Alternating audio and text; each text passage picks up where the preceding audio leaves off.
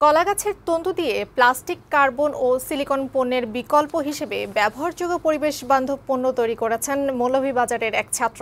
একই সঙ্গে পচা বা অব্যবহৃত সবজির শ্বেতসার থেকে পচনযোগ্য পলিথিনও তৈরি করেছে ক্ষুদে শিক্ষার্থী সাজ্জাদুল ইসলাম, যা সাড়া ফেলেছে। মৌলভীবাজার সংবাদদাতা ইমন দেব চৌধুরীর পাঠানো প্রতিবেদন জানাচ্ছেন কানিজ নুসরাত।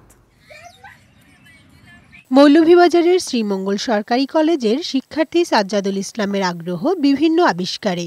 ইতোমধ্যে কলাগাছের তন্তু ব্যবহার করে সে তৈরি করেছে টাইলস এবং সবজির শ্বেতসার থেকে তৈরি করেছে পরিবেশ বান্ধব পলিথিন। তার দাবি, এটি শুধু পরিবেশ বান্ধবই নয়, অনেকটা সাশ্রয়ী। কলাগাছের ফাইবারটা সেলুলোজ সমৃদ্ধ ফাইবার, সেটা থেকে যদি আমরা কার্বন, লোহা, প্লাস্টিক, সিলিকন জাতীয় পণ্যের বিকল্প পণ্য তৈরি করি, খুবই অল্প মূল্যে আমরা সেটা তৈরি করতে পারবো।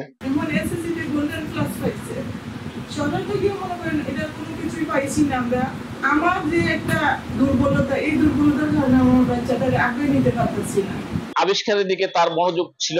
অর্থনৈতিকভাবে যদি সাপোর্ট পায় তাহলে সে অচিরে ভালো কিছু করে হয়তো দেশ ও জাতিকে দেখাতে পারবে। শুধু টাইলস বা পলিথিনই নয়, তার তৈরি করা কাঁচামাল দিয়ে প্লাস্টিক, কার্বন ও সিলিকনে তৈরি আসবাব এবং টিন ও কার্বনে তৈরি মোটরযানের যন্ত্রাংশ তৈরি সম্ভব। সাজ্জাদুলের তৈরি করা কাঁচামালে 65% কলাগাছের তন্তু ও 35% রাসায়নিক দ্রব্য ব্যবহার করা হয়েছে।